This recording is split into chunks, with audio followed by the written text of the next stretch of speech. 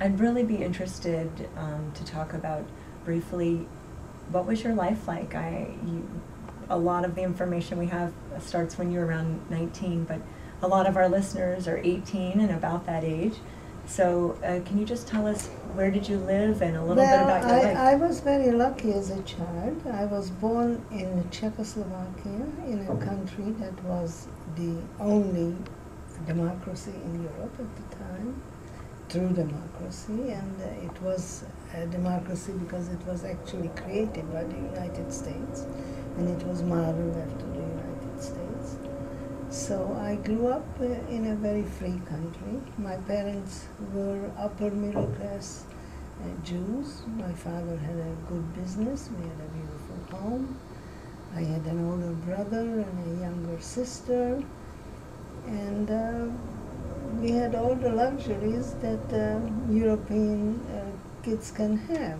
At summertime we swam and played tennis. At wintertime we skied and skated. So I had a wonderful childhood. Unfortunately, that changed in 1939 when Hitler sort of donated our region to the Hungarians, to Hungary, and the Hungarians marched in, and of course Hungary by then also had anti-Jewish laws similar to the Nuremberg laws in Germany, and that changed my life. I could no longer go to a regular school, and and of course there were restrictions. The Jews were being stripped of their rights, and I don't know whether any American can imagine what it is to live without rights, where you cannot go to the police if you are being hurt, or they are stealing from you, or they are taking from you. So similar restrictions as in Germany. And then a few months later they took my father's business away from him. So we were on limbo, and then we began to hear rumors about mass graves in Poland, about Jews being shot into mass graves. So there was a fear that it may happen to us. But we were fortunate for a little while because we were still at home in 1944 when the war was almost over. And then after Hitler was being pushed out of the Soviet Union, Hitler's army reached our borders, and he found out that our president was double-crossing Hitler, that he was negotiating already with the Allies, and that's when Hitler marched into Hungary, and at that point we were doomed. That was in 1944. March 1944. And so you had a relatively normal life up to the war, and things started to change. Up to 1939. 39. Actually, yes, when the war started. When the Nazis marched into your area, and tell me why did everybody not run immediately and try to hide? Well, nobody could run anywhere because all the borders of Europe and outside of Europe were closed to the Jews. The world really doesn't know that the whole world really locked themselves up against us. And there was nowhere to go. It was very difficult, only with false papers, which was also very difficult to obtain. And and by then, well, also, nobody could really imagine what's coming.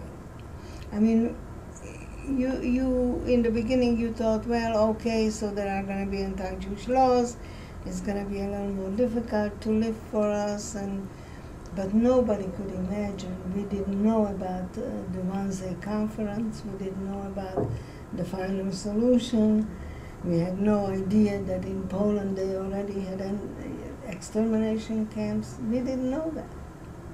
So you know, we figured, we were told when the Nazis marched into Hungary, we were actually told that we are going to Germany to work for the Reich because they were in trouble and they needed people harvesting and working in the factories, and that's what we thought we were going to be doing. Nobody could imagine what actually happened. So at this point, the family's being told they have to leave everything they own. We just marched out of our homes with a suitcase.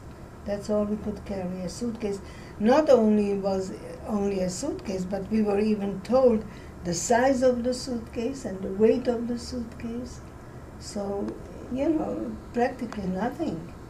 And when you're told that you're going to work in Germany and you can take a small suitcase, you figure, well, the war is coming to an end. We already heard rumors that the Americans and England was fighting on the Western Front, and the Russians, we knew, were very successful on the East. So we thought, well, so we're going to be away for a few weeks or a few months. It's okay.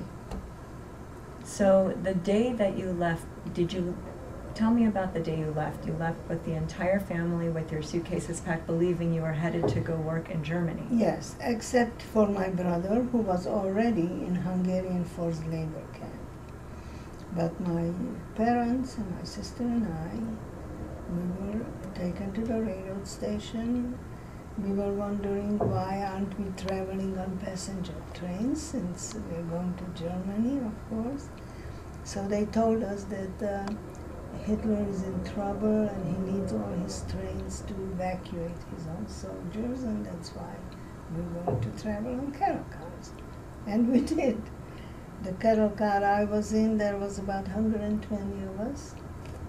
There was no room to sit down. I remember I was 20 years old at the time. I was just about 3 days after my 20th birthday.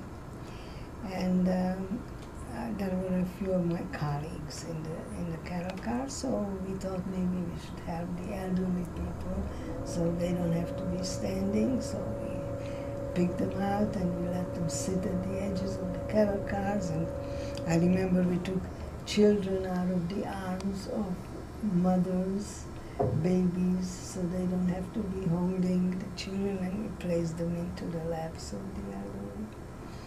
And they liked the cattle cars from the outside, of course, and they didn't give us any food or any water, so we were sure that it's a very short journey.